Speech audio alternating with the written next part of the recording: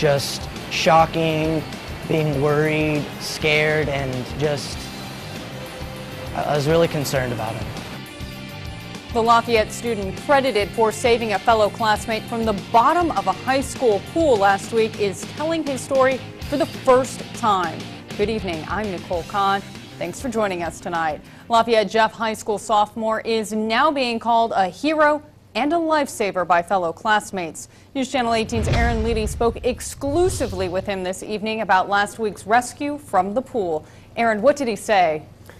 Well, Nicole, when a fellow classmate suddenly ended up at the bottom of a pool, Conlon Casey says what he did wasn't an act of heroism, but rather the right thing. About 4 yards out, directly at the bottom, when I saw him. Lafayette Jefferson High School sophomore Conlon Casey, along with about a dozen classmates, were in a lifeguard training course last week.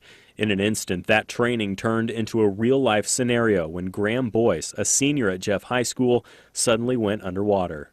When I saw him, he was already completely submerged at the bottom and on his back laying down. The group was beginning a 400-yard warm-up swim. Boyce had already started swimming and completed the first 25 yards. Casey started his lap shortly after. That's when he noticed Boyce at the bottom of the pool as he was swimming by. So I kind of stopped and did like a double take to see exactly what it was, and I noticed it was my classmate. That's when Casey instantly swam to the bottom. I just did what, we've been learning in class, and went down to the bottom and got Graham in the position like this and just kind of surfaced up. Boyce was barely responsive when pulled to the side. Emergency crews arrived shortly and he was rushed to the hospital. Classmates showed an outpouring of support for Boyce and praises for the person who rescued him. People began calling Casey a hero and a lifesaver, but despite his heroism, he remains humble about his actions.